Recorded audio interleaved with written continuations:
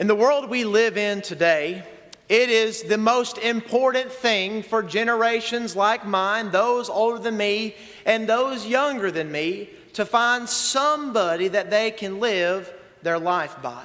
They will go as far as they can into YouTube. They will go as far as they can into Instagram and TikTok or any other thing that there might be. And they will try to find somebody that catches their attention, that they say, I want to be just like that person when I grow up. When I was younger, I think about in 2012, 2013, I looked my parents in the eye one day and I was watching Alabama football and I saw Derrick Henry score a touchdown, and I remember telling them, someday I'm going to be just like Derrick Henry. Well, I'm off by about 100 and something pounds, and I'm off about 100 and, well, maybe about 6 or 7, 8, 9, 10, 11 inches. It just didn't work out, did it? But brethren, we fall in that same situation in the world today, where we use the wrong people for the examples in our life. From this point moving forward in your summer series, you are going to be in the discussion of Tell Me the Story of Jesus. And what better way by invitation tonight to recognize Him as our perfect example. Paul wrote to the church at Corinth in 1 Corinthians 11 and verse 1, imitate me just as I also imitate Christ. If you're going to do everything that I say when I'm preaching to you, Paul's saying, then you're going to do what I do, and I do imitate Christ.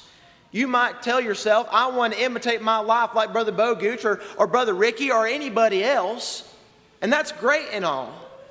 But if you're imitating me and I'm not imitating Christ, am I leading you down a wrong path? Absolutely I am. So we need to recognize Christ by three main points. That Christ is our example in our service. John 13 and verse 15 describes to us, for I have given you an example that you should do as I have done to you. Basically, anything that Jesus has done in a fruitful nature, then we should strive our best to do. If I do something good for somebody and there's a young man beside me about 10 years old and I hold the door open for a lady, then what's he going to do? Well, that preacher opened the door for that lady. I guess I'll do that Sunday. Brethren, that's how we progress, using Christ as our example. When we teach those younger than us the example of Christ. I've been able to do that as a 22-year-old. A lot of you are probably older than me. I'm not calling you old. But you set an example to me. I see the things that you do. I see the things that you represent.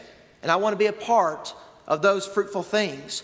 Matthew 20:28, just as the Son of Man did not come to be served, but to serve. It wasn't Jesus' goal to come to the earth and say, you better get on your knees right now and you better feed me all the grapes that I want. He said, I'm here to serve.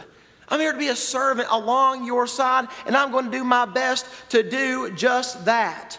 Christ is our example in our conduct, the way that we carry ourselves out. Paul expressed to Timothy in 1 Timothy 4 and verse 12, let no one despise your youth, but be an example to the believers in word, in conduct, in love, in spirit, in faith, and in purity. 6 things that we need to do our best to exemplify Christ in those ways. 2 Corinthians 5 and verse 15, and He died for all, that those who live should live no longer for themselves, but for Him who died for them and rose again.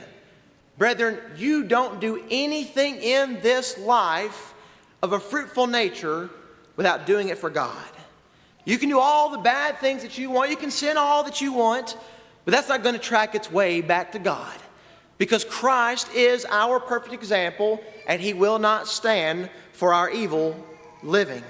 So finally, Christ is our example in the way that we live. 1 Peter 2:21, for to this you were called, because Christ also suffered for us, leaving us an example that you should follow His steps. One of my favorite things to do, of course, I haven't been to the beach in years, but one of my favorite things to do is to see the footsteps, where they start and where they end up. You can learn a lot in someone's life by the footsteps that they take. Where do they go? How do they carry themselves out in their day-to-day lives? Brethren, we need to ask ourselves a similar question. Am I conducting my life in a way that God would approve? Am I conducting myself that I'm showing that I am an example of Christ and Christ an example in the way that I live? That was Paul's whole point. That if you're going to imitate me, I need to imitate Christ. At the end of the day, what is Paul saying? You better imitate Christ before you imitate anybody else. One of my good friends from the Memphis School of Preaching who preaches down in Thyatira, Mississippi, he's very good at doing impressions of other people, imitating them. He has a very good gift. He did a very good job with some of our instructors, one of which will be speaking to you this summer, B.J. Clark. He's got a good one on that. Brother B.J., if you're listening to this, do not interrogate Brother Blackwell. But nonetheless, if we're going to imitate somebody, we need to imitate Christ. He is our example in service, in our conduct, and in our living. And if we cannot conduct ourselves in those ways, recognizing Christ as our example, then we're going to find ourselves in a very difficult situation. Brethren, the question is tonight, who do you want to be? I'm not set in my life to just be Bo Gooch. I want to be a preacher. I want to be a servant. I want to be a good son. I want to be a good brother. I want to be a good boyfriend. I want to be a good worker. I want to be a good whatever it might be. I want to be a good grandson. I can't do that unless I put Christ as the forefront. Brethren, if you are having the difficulty tonight putting Christ as the forefront, don't linger anymore, because we're not promised tomorrow. Matthew 24:44. For in such an hour as ye think not, the Son of Man cometh. We don't know when he's going to come. We just need to be ready. It might be the situation tonight that someone here has not been baptized into Christ. First, hearing the word of God, Romans 10:17. Believing, Mark 16:16. Repenting, Acts 2:38. Confessing, Matthew 10:32.